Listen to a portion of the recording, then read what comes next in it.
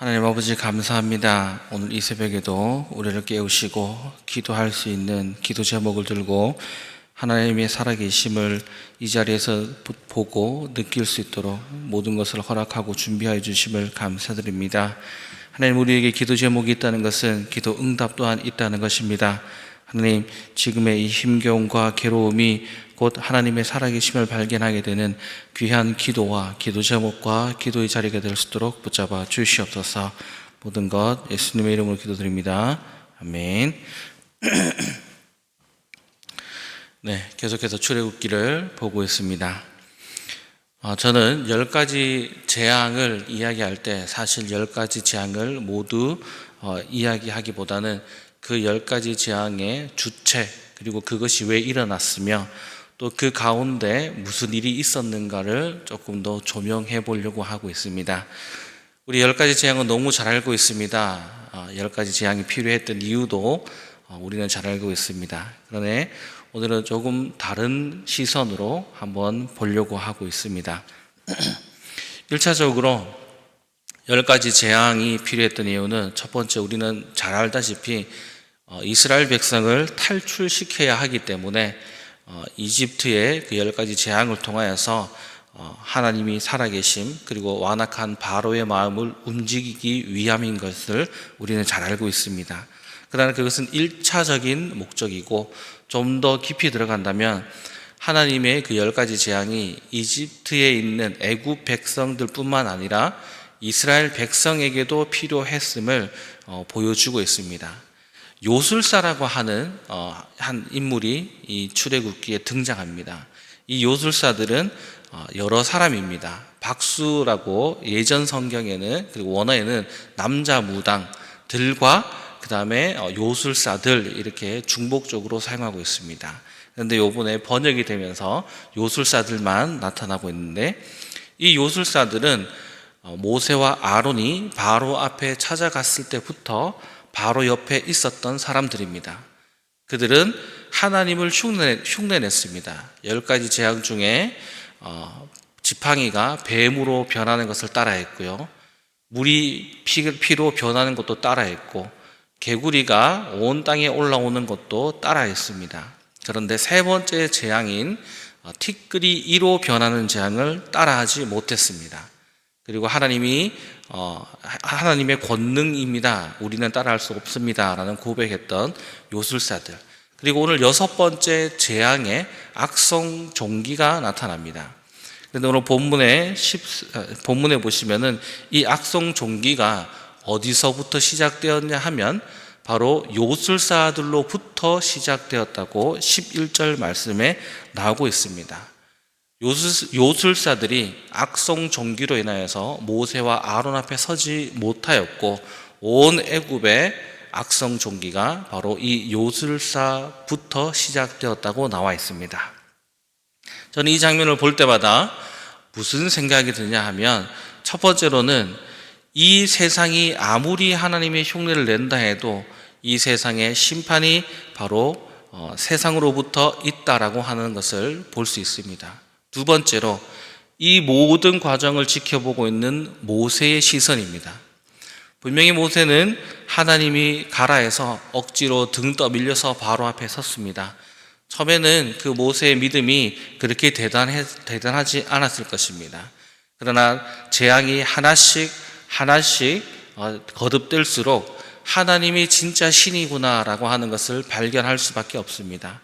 세 번째 재앙부터는 자신을 절망하게 했던 요술사들이 하나님을 따라할 수 없음을 바라보았고요, 오늘 이 본문의 6번째 재앙에서는 바로 그 자신을 절망시켰던 요술사들로부터 재앙이 시작됨을 바라보고 있습니다.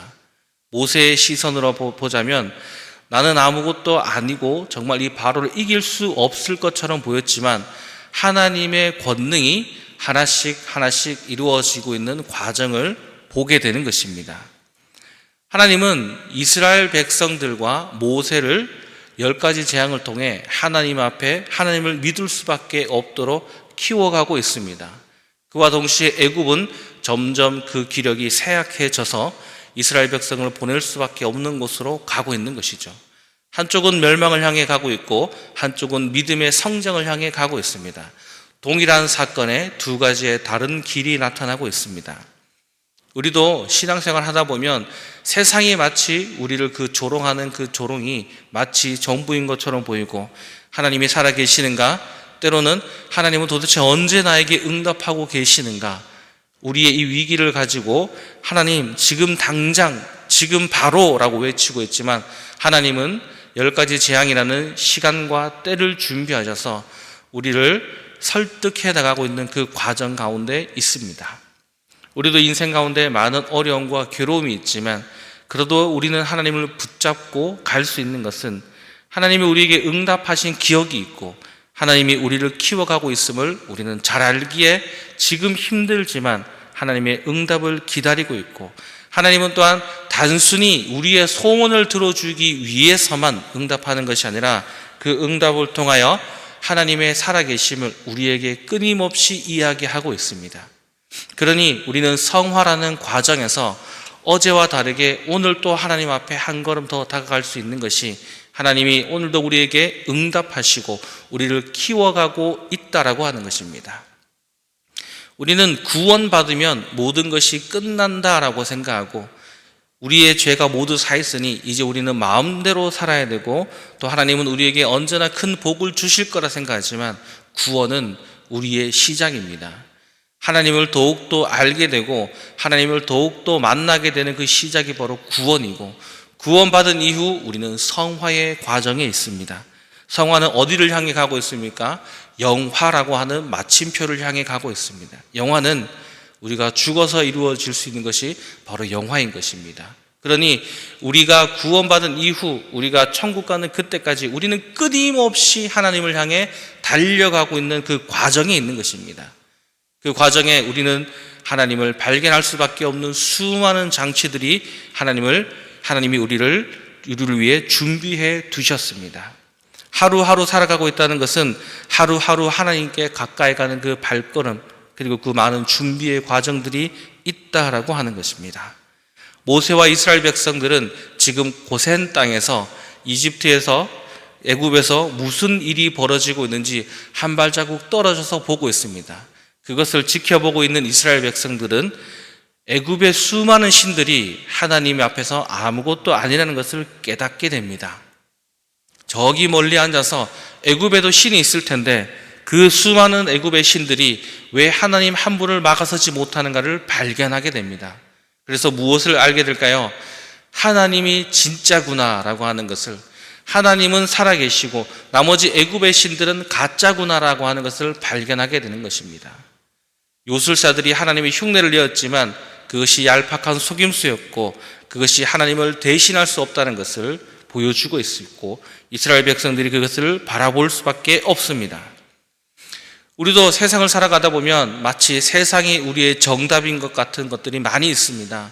물질이 있을 수 있고요, 또는 친구나 동료들, 그리고 내 사업과 수많은 것들이 세상에서 즐거움을 주고, 또 세상이 하나님을 대신하여서 하나님보다 앞서가는 것들이 많이 있습니다.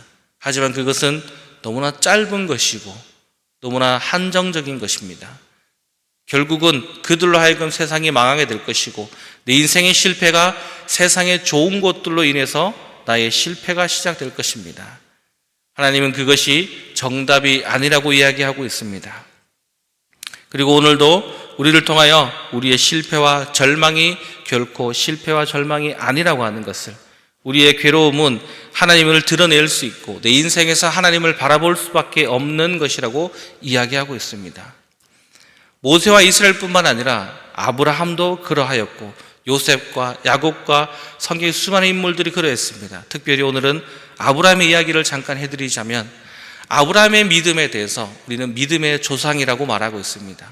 그럼 우리는 착각하게 됩니다. 아브라함의 믿음이 좋은 사람인 것처럼, 물론 좋아졌습니다. 좋아지게 되는 그 과정이 어떻게 이루어져 가고 있는지를 바라볼 필요가 있습니다.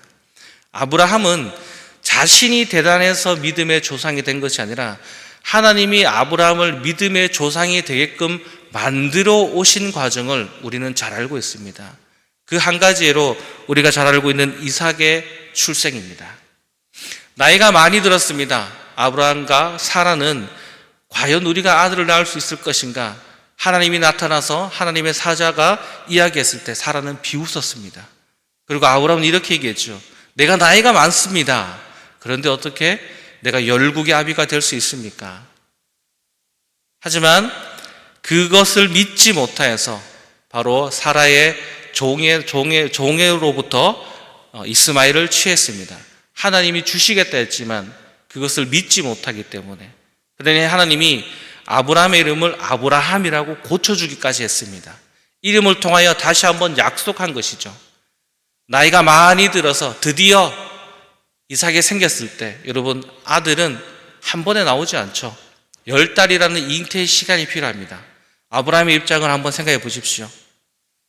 조금씩 시간이 지남에 따라서 사라의 배가 불러옵니다. 점점 배가 불러옵니다. 아브라함은 처음에는 정말 아들이 생긴 걸까? 정말 자녀가 생긴 걸까? 궁금했지만 실제 자녀가 생겼습니다. 그 10달의 시간 동안 아마 아브라함은 하나님에 대해서 많이 생각했을 것입니다. 아브라함의 아버지는 우상을 만들어 팔던 사람이었습니다. 당연히 아브라함도 그 밑에서 신적인 것에 대한 생각을 했었지만 여러 신들 중에 한 명이겠거니라고 생각했던 하나님이 정말 하나님의 언약대로 이루어져 가고 있는 것을 볼 수 있습니다. 아브라함의 믿음은 어땠습니까? 처음에는 그저 그런 믿음이었고 그저 어떤 신적인 존재가 나타나서 가라고 하니 갈 수밖에 없었지만 시간이 흐르면 흐를수록 어떻게 되었습니까? 이삭을 바칠 수 있는 믿음까지 갔습니다. 어떻게 그렇게 성장했을까요? 하나님의 아들을 주겠다라고 하는 그 언약이 이루어진 것을 보고 이 하나님은 자신의 언약을 반드시 지키시는 분이구나라고 하는 것을 믿게 되었습니다. 이삭을 갖다 바치는 것이 어떤 사람을 죽이기 위한 것이 아니라 아브라함이 생각합니다. 하나님의 아들을 주신다 하였으니 이 이삭이 아니고도 다른 아들을 통하여서도 하나님이 주신 열방의 아비가 되겠다고 하는 그 언약이 반드시 이루어지겠구나라고 하는 믿음이 생긴 것입니다. 이삭을 바치는 것이 기쁜 마음으로 바친 것이 아니라 물론 괴롭고 힘든 마음으로 바쳤습니다. 하지만 하나님의 언약은 반드시 이루어진다는 그 믿음이 생겼습니다. 아브라함이 잘나서 생겼을까요? 아닙니다. 아브라함이 잘나서가 아니라 하나님이 아브라함을 선택하셨고 그 선택하심으로 인해 하나님이 아브라함을 키워 오셨습니다. 모세와 이스라엘도 10가지 재앙이 왜 필요했는가? 다시 한번 말씀드리지만 이 10가지 재앙을 통해 마치 아브라함의 이삭이라고 하는 아들이 10달 동안에 점점 불러가는 배를 보며 하나님이 살아계심을 느낄 수밖에 없도록 10가지 재앙이 하나씩 실행될 때마다 모세와 이스라엘 백성들은 하나님이 진짜구나라고 하는 것을 발견하게끔 하시는 것입니다. 왜냐하면 바로 10번째 재앙을 위해서 가고 있습니다. 10번째 재앙과 나머지 첫 번째와 9가지 재앙 중에 차이가 있습니다. 무엇이냐면 10번째 재앙은 명령이 있습니다. 무슨 명령이 있을까요? 허리에 띠를 띠르고 양을 잡고 웃을 쳐러 가지고 문지방에 피를 발라서 떠날 준비를 해라 라는 명령이 있습니다. 그때에 모든 이스라엘 백성들이 그 명령을 따랐습니다. 왜일까요? 첫 번째부터 9가지의 재앙을 보았습니다. 하나님이 하시면 하시는 분이구나. 우박을 떨어뜨리시는 분이고 메뚜기를 일으키시는 분이고 파리를 일으키시는 분이고 이 모든 것이 하나님이 진짜 살아계시는 신이구나라고 하는 것을 보인 다음에 명령을 주십니다. 모든 이스라엘 백성들이 하나님의 말씀을 믿고 듣고 행하였습니다. 처음부터 행하게 만든 것이 아니라 하나님이 보여주시고 이스라엘과 모세를 설득시키셨습니다. 누가 진짜 신이냐 보라는 것이죠. 바로 이 과정을 오늘 우리도 겪고 있습니다. 실패와 실수와 어려운 가운데 있지만 하나님은 우리에게 말씀하십니다. 기도해보라고 하십니다. 기도의 응답을 준비해 주십니다. 그리고 세상이 줄 수 없는 그 기도의 응답을 통해 우리가 하나님의 살아계심을 날마다 매 순간순간 느끼면서 우리는 점점 하나님 곁으로 갈 수밖에 없도록 우리를 선택하고 부르셨습니다. 세상은 우리를 속이려고 하지만 그들은 하나님이 주는 것을 주지 못합니다. 오히려 세상은 우리가 그 유혹에 넘어져 세상 쪽으로 가고 있지만 하나님은 도리어 그 반대로 우리가 하나님을 모르고 있을 때 우리를 선택하셔서 하나님 곁으로 부르고 있다라고 하는 것입니다. 그리고 오늘 14절처럼 내가 이번에는 모든 재앙을 너와 내 신하와 내 백성에게 내려 온 천하에 나와 같은 자가 없음을 내게 알게 하리라. 우리에게 알려주고 우리로 하여금 알게끔 만들어 주십니다.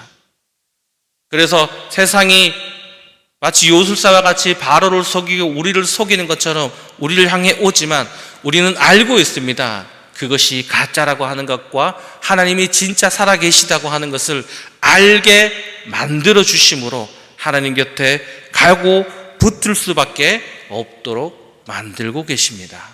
우리는 이것을 은혜라는 단어로 이야기하고 있습니다. 오늘도 우리는 은혜 가운데 우리의 괴로움을 들고 슬퍼하고 쓰러질 수 있습니다. 그러나 그 뒷면에 이 슬픔과 쓰러짐이 또 나를 얼마나 하나님 곁으로 가까이 가게 할 것인가 라고 하는 기대를 품을 수 있습니다. 바로 이것이 성화의 과정이고 구원받은 자들의 과정인 것입니다. 많은 한국교회가 실수하고 놓쳤던 부분이 바로 여기에 있습니다. 우리는 교회에서 복을 받고 세상의 물질을 향해 기도를 하고 그것이 정답인 것처럼 이야기하고 있지만 하나님은 그것을 이야기하고 있지 않습니다. 도리어 괴로움과 슬픔과 아픔을 통해 우리에게 이야기하고 있는 것이 바로 이것을 통해 하나님을 붙들 수밖에 없도록, 하나님을 붙잡을 수밖에 없도록, 하나님을 알게 할 수밖에 없도록 만드시는 것입니다. 그 가운데 부가 필요하면 부를 사용하시는 것이지 그 부가 목적이 되고 내 인생의 안위와 안락이 목적이 되어서는 안 되는 것입니다. 하나님을 알게끔 하는 수단인 것이지 그 수단이 목적이 되어서 마치 바로가 요술사를 통해 속았던 것처럼 하나님인 우리에게 더 큰 것을 요구하고 더 고급진 것을 주기를 원하고 있지만 우리는 세상의 기준을 가지고 하나님에게 우리의 소원을 이야기하는 것이 아닌 것입니다. 여러분 잘 알다시피 예수님은 첫 번째 이적으로 가나의 혼인잔치에서 물을 포도주로 바꾸었습니다. 그럼 우리의 시선은 어디로 갈까요? 물이 포도주로 변했다는 그 사실과 기적에만 가고 있습니다. 그리고 그 포도주가 맛있었다는 것, 그리고 연회장에 있는 그 수많은 사람들이 이 포도주를 맛보면서 이것이 더 맛있구나, 이것이 더 좋은 포도주구나라고 얘기하고 있을 때 요한복음에는 그 물이 포도주로 변한 사건의 목적을 향해 분명히 기술하고 있습니다. 요한복음 2장 11절에 보시면 내가 이 모든 죄송합니다. 이게 제가 잘못됐습니다. 요한복음 2장 11절입니다. 제가 봉독해 드리도록 하겠습니다. 이 목적에 대해서는 반드시 있습니다. 이렇게 얘기하고 있습니다. 예수께서 이 첫 표적을 갈릴리 가나에서 행하여 그의 영광을 나타내심에 제자들이 그를 믿으니라 라고 이야기하고 있습니다. 목적이 무엇입니까? 제자들이 예수님을 믿을 수 있도록 기적을 행하신 것입니다. 이적의 목적이 믿게 하기 위함인 것입니다. 우리가 힘들 때 기도의 제목을 가지고 올 수밖에 없습니다. 괴로울 때 기도의 제목을 가지고 올 수밖에 없습니다. 그리고 하나님은 그 기도의 응답에 있는 목적이 이 괴로움이 해결되어지고 내 인생의 문제들과 혹은 내 소원들이 해결되어지고 세상의 방법이 아닌 하나님의 방법인 기도하는 자리에 가지고 나와서 기도하게 하시고 하나님은 그것에 대한 응답을 주시는 이유가 그 응답이 이루어짐으로써 우리가 하나님을 믿을 수밖에 없도록 만드시는 것입니다. 그러니 우리에게 기도 제목이 있습니까? 우리에게 기도할 거리들이 있습니까? 하나님이 우리를 붙잡고 계시며 우리가 세상으로 가는 것을 두 손으로 잡으시며 하나님 곁으로 이끌기 위해서 바로 이 기도의 자리와 기도 제목과 우리의 인생의 모든 것들을 준비해 두고 계십니다. 우리를 설득하고 있습니다. 우리는 어리석기 때문에 우리 인생에 그 힘겨움이 있어야지만 비로소 하나님을 진실되게 찾을 수밖에 없는 어리석은 사람들입니다. 그러나 그것을 통해 우리는 더욱더 큰 하나님의 영광을 바라볼 수가 있는 것입니다. 요술사들에게 속지 마십시오. 세상의 좋은 것들에 여러분 현혹되지 마십시오. 하나님은 짧게 끝날 것을 우리에게 주시기보다 영원한 것을 우리에게 주시기를 소원하고 있습니다. 우리가 세상의 좋은 것들을 가지고 이 세상의 즐거움을 향해 갈 때 하나님은 우리가 하나님의 백성이 되어 그 즐거움보다 더욱더 큰 것을 우리가 누리기를 하나님이 먼저 원하시고 있습니다. 그리고 그것을 향해 오늘도 우리를 불러내고 있음을 우리는 단 하나의 단어 은혜라고 고백할 수밖에 없습니다. 오늘 하루도 살아가실 때 하나님의 그 크신 은혜 가운데 살아가시게 되는 귀한 여러분이 되시기를 소원합니다.